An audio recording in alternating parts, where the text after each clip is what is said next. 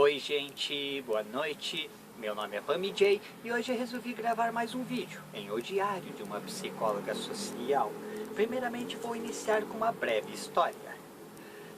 Dois cachorros. Certo dia, um rapaz entrou num profundo conflito consigo mesmo e suas ideias. Sentia como se uma parte dele tinha muita vontade de trabalhar, era motivado e vivia de bem com a vida. Já a outra parte sentia-se desanimada, pessimista e inconformada com as pessoas, a burocracia e outras chatices da vida. Resolveu procurar um senhor muito conhecido por seus bons ensinamentos. Tinha esperança de solucionar esse grande dilema interno que lhe atormentava constantemente. O velho sábio disse que, infelizmente, não poderia ajudá-lo, mas que havia um índio que morava nas florestas que certamente poderia lhe dizer algo. O rapaz, intrigado com o fato de não ter obtido sua resposta, resolveu não desistir e procurar o tal índio. Encontrou a casa dele no meio da floresta e lhe fez, então, a pergunta: Índio, sinto como se dentro de mim houvessem duas pessoas em constante conflito. Uma é feliz, motivada e boa, enquanto a outra pessimista, triste e ruim. O que devo fazer? Para sua surpresa, o índio lhe respondeu: meu querido rapaz, comigo acontece exatamente a mesma coisa. Dentro de mim existem dois cachorros. Um deles é cruel e mau, o outro é muito bom. Os dois estão sempre brigando. E o rapaz, intrigado e curioso, perguntou: qual dos dois cachorros ganha a briga? O sábio índio parou, refletiu e respondeu: aquele que eu alimento mais. Hoje quero fazer do vídeo não ser tão extenso assim. Então, vamos para os acontecimentos dessa semana. No Dia das Mulheres, é um dia que eu comemoro muito, que para mim tem um significado, uma simbologia muito especial, por ser uma adepta do eterno feminino, do eterno e sagrado feminino.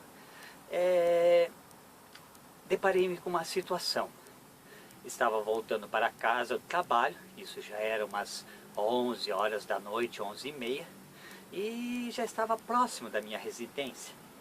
Quando então, 3 mulheres de vermelho, num barzinho que tinha ali, que as mesas ficam para fora, né? Gritavam com um megafone: abaixe o machismo, abaixe a homofobia, abaixe o machismo, abaixe a homofobia. Aquelas gritarias de sempre. E elas saíram assim, continuaram andando, e eu estava vindo. Quando eu cheguei no meio assim de todas as mesas que ficavam ali fora, e estava cheio o ambiente, parei, olhei para um grupo de mulheres que tinha entre os outros que estavam ali e comecei: por isso eu criei o quarto gênero, em que as suas cores são rosa, azul e branco, ou seja, feminino, masculino e pacificação. E comecei a falar sobre plenitude, sobre nossa divindade de ser, sobre quais escolhas deveríamos estar fazendo para realmente conquistar a plena liberdade de ser. E encerrei dizendo: Feliz Dia das Mulheres. E naquele momento eu fui aplaudida, ovacionada. Isso é algo que estou falando do meu ego? Não, estou falando sobre self e não sobre ego. Aquele momento foi um momento de essência, foi um momento de oferecer o outro cachorro, de dar a oportunidade de se pensar de forma diferente daquilo que nos estão impondo como regras e condutas de pensar, de viver, de sentir e de sonhar e planejar o futuro.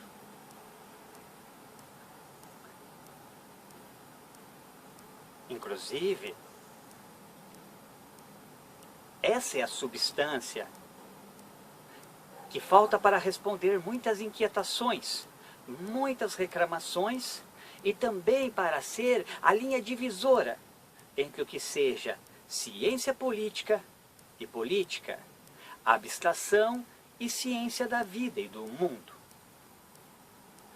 Lembro-me de uma história, quando estava fazendo parte de um contexto institucional, público, e tinha lá sempre as eleições que se criavam, as chapas para lutar em prol daquelas pessoas que ali trabalhavam naquela instituição.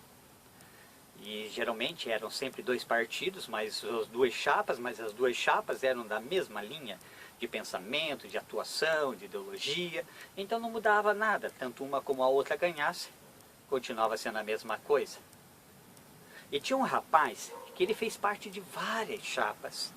Ele esteve presente em várias manifestações, esteve presente em várias lutas, em várias pautas, em defesa de um grupo específico, vou agora mencionar. E este grupo ele foi perdendo seus direitos, a cada ano ele foi perdendo seus direitos, foi perdendo seus direitos, foi perdendo seus direitos, até que não tinha mais direitos nenhum. Então, em dada eleição, estava lá ele presente para falar sobre a sua chapa. Só que naquele dia eu estava presente.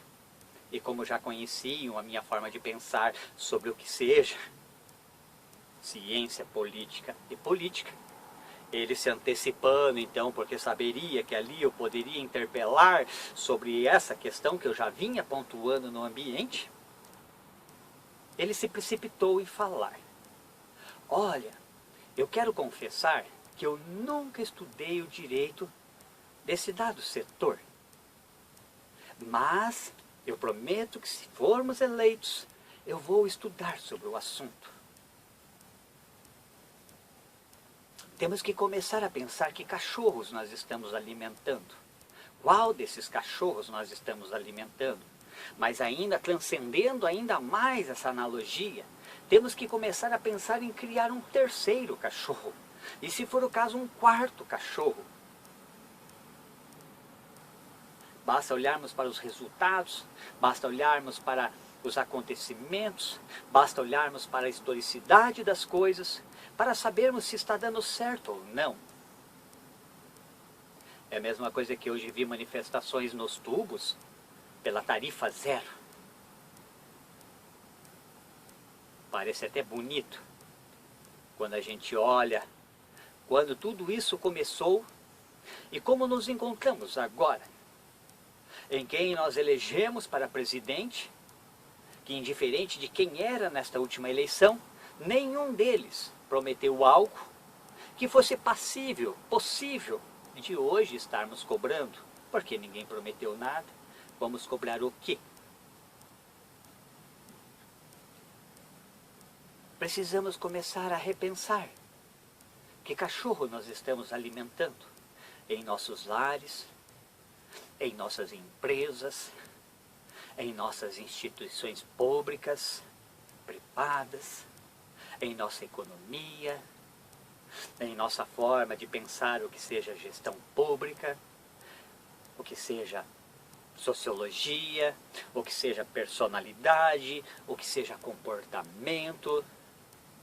Porque a única forma de nós podermos realmente ter um embate à altura das esferas que estão lá em cima e que são supranacionais, de interesses escusos que vêm do exterior e que manipulam muitos desses grupos que mantêm essa esfera de luta, tanto que esses dias mesmo eu falei que eu não uso a palavra luta, eu uso a palavra trabalhar em prol de algo, porque a palavra luta hoje ela está tão implicada de semânticas negativas, de fumaças de semântica, que utilizar a palavra luta é perpetuar a luta e as mazelas sociais. Então temos que repensar nossa linguagem, temos que repensar as nossas narrativas, temos que repensar a forma como muitas vezes criticamos as coisas, ou então abonamos as coisas, daquilo que realmente sonhamos para nossas vidas.